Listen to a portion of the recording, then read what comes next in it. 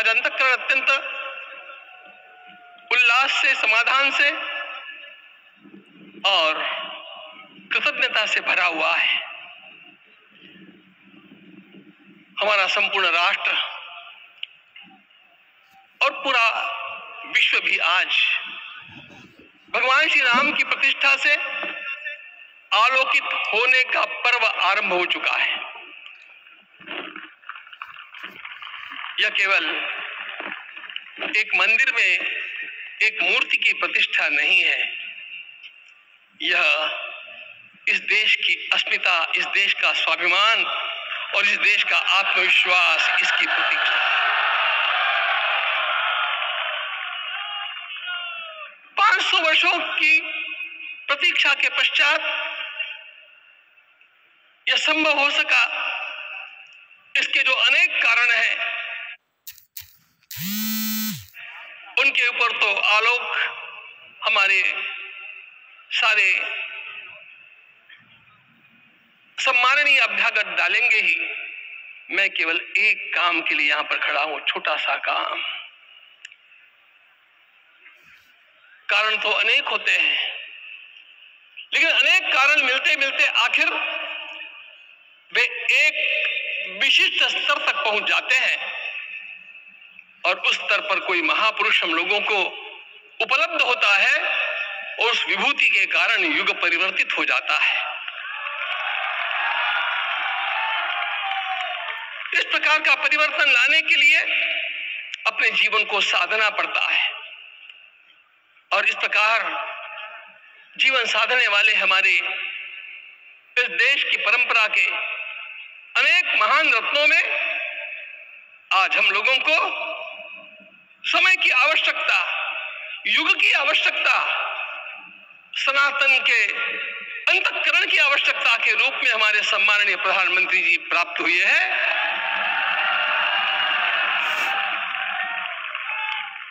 यह केवल इस देश का नहीं, यह संपूर्ण विश्व का सौभाग्य है कि आज एक ऐसा राजर्षि हम लोगों को प्राप्त हुआ।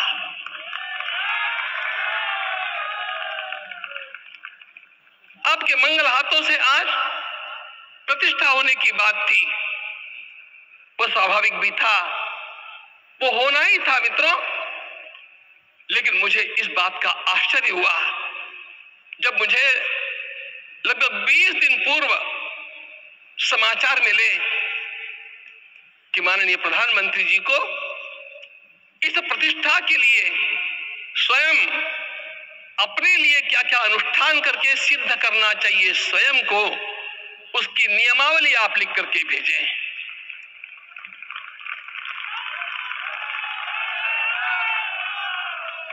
जिस प्रकार का हमारे देश का राजनीतिक माहौल है, कोई भी आकर के किसी भी समय कुछ भी कर्म करके चला जाता है, वो उद्घाटन हो चाहे पौधारोपण हो चाहे कुछ भी हो, लेकिन उसके लिए मैं अपने को सिद्ध करूं, इस प्रकार की भावना कहां होती है?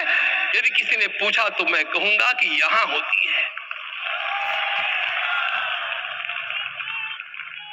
भगवान श्री राम की प्रतिष्ठा करनी है। भारतीय जीवनादर्शों के सर्वोच्च आदर्श भगवान श्री राम है और इन समस्त जीवनादर्शों की प्रतिष्ठा करने के समान ही यहाँ की प्रतिष्ठा रही है। इसलिए एक महान विभूति को ऐसे लगा कि मैं अपने को भी साधूं। मैं कर्मणा मनसा वाचा, कर्म से, मन से और वाणी से अपने को उसके लिए शुद्ध बनाऊं, सिद्ध बनाऊं, और उसका मार्ग तप ही है। भगवद गीता ने कहा, यज्ञ दान तप कर्म न त्याज्यम कार्यमेव तत्। तप से ही विशेष परिशुद्धि होती है। आज मुझे आपको बतलाने समय अंतःकरण गदगद होने की अनुभूति हो रही है।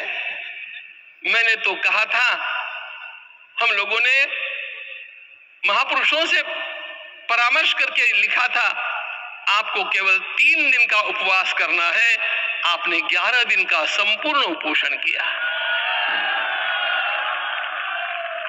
हमने 11 दिन एकमुक्त रहने के लिए कहा था, उन्होंने अन्न का ही त्याग कर दिया। महाभारत में कहा गया है, अनशन यह सबसे बड़ा तप है। अनशन और उसको उनके जीवन में साकार होते हुए मैंने केवल देखा नहीं, मैं थोड़ा तार्किक हूं। आपकी परम पूजनीय माता जी से मिलकर के मैंने उसको रिकन्फर्म भी किया था कि आपका ये अभ्यास 40 वर्षों का है। ऐसा तपस्वी कोई राष्ट्रीय नेता प्राप्त होना यह सामान्य बात नहीं है। वे इन दिनों में हमने कहा था कि आपको विदेश प्रवास नहीं करना चाहिए क्योंकि सांसर्गिक दोष भी आते हैं। विदेश प्रवास टाल दिया सांसर्गिक देशों के इस दोषों के संभावना के कारण, लेकिन दिव्य देशों का प्रवास ऐसा किया। नासिक से आरंभ किया, गुरुवायूर गए, श्रीरंगम गए, रामेश्वरम गए। इन सारे स्थानों पर जाकर के वहां के परमाणुओं को लेकर के और पूरी भारत माता के हर कोनों में जाकर के मानो वे निमंत्रण दे रहे थे कि आइए दिव्य आत्माओं, अयोध्या पधारिए और हमारे राष्ट्र को महान बनाने के लिए आशीर्वाद दीजिए।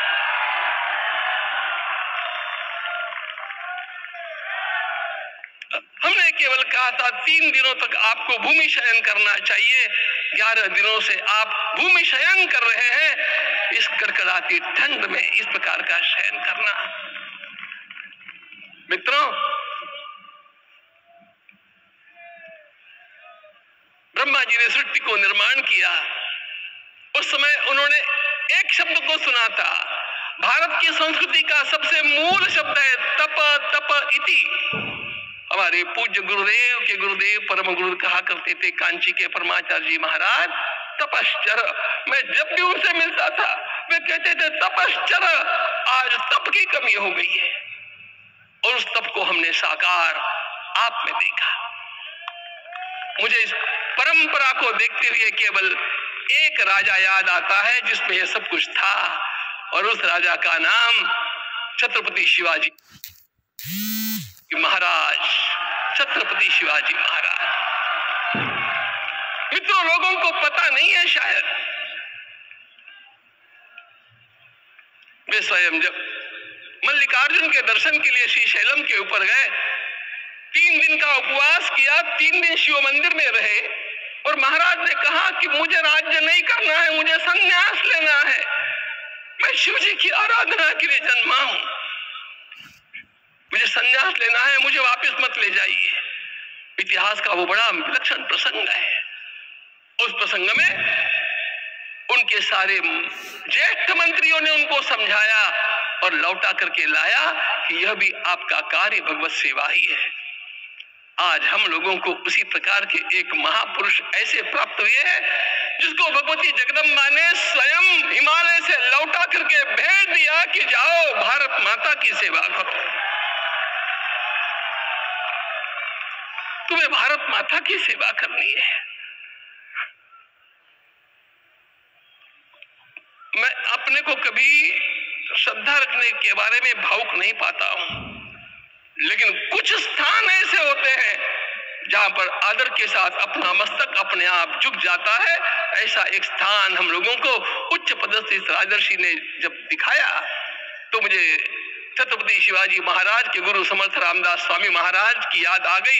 उन्होंने शिवाजी का वर्णन किया, निश्चयाचा महामेरु, निश्चयाचा महामेरु, बहुत जनासी आधारू, अखंड स्थितिचा निर्धारू, श्रीमंत योगी, श्रीमंत योगी, श्रीमंत योगी। हम लोगों को आज एक श्रीमंत योगी प्राप्त हुआ।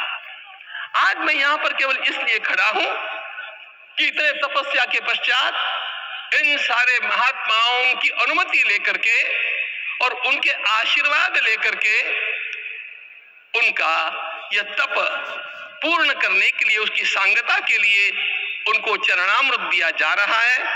आप सबकी सहमति हो तो आप सब लोग ओंकार का घोष करके मुझे सहमति दें।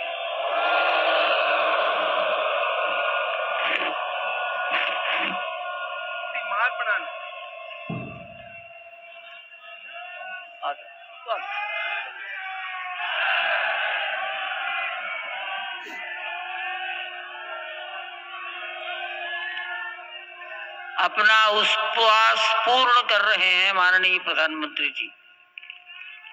11 दिवसीय उपवास को वो पूर्ण कर रहे हैं।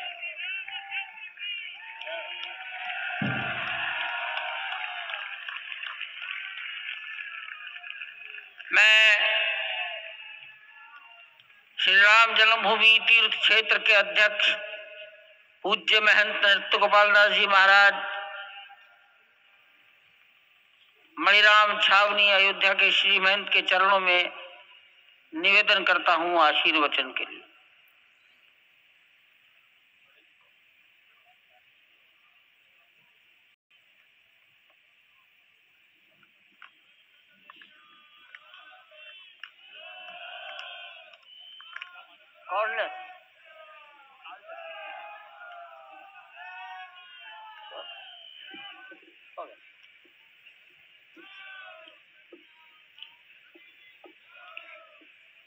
श्री सीताराम जी महाराज की जय।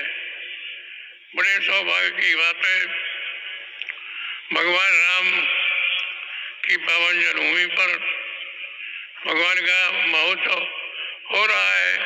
इससे बढ़कर के और क्या बात हो सकती है।